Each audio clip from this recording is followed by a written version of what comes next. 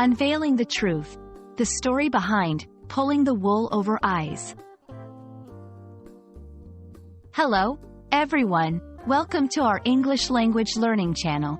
Today, we're diving into an intriguing phrase that you might have come across: pulling the wool over someone's eyes. This expression is a fantastic example of the colorful and historical depth of the English language. Let's explore what it means, its origins, and how you can use it in your conversations. Pulling the wool over someone's eyes means to deceive someone by making them believe something that's not true. It's all about trickery and misleading, but usually in a somewhat harmless or playful manner.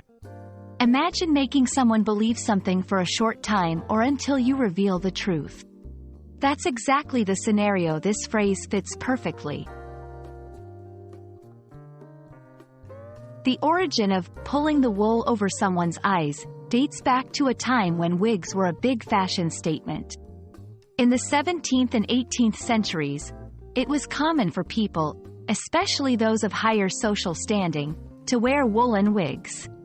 The phrase likely comes from the idea of pulling someone's wig over their eyes to temporarily blind them, either as a prank or to deceive them. It's a vivid metaphor for deception that has stuck with us through the centuries. Using pulling the wool over someone's eyes in conversation adds a layer of historical charm and wit. Here's how you might use it. In storytelling, he thought he could pull the wool over my eyes with his excuse, but I knew he was just late again. In friendly banter, nice try, but you can't pull the wool over my eyes that easily. I saw you sneak that cookie. In discussions about deception, it's concerning how easily some advertisements can pull the wool over consumers' eyes.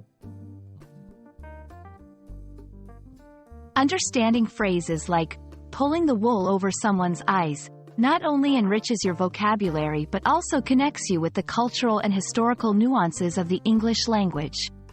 We hope this exploration has shed some light on this fascinating phrase and you feel more confident using it in your conversations.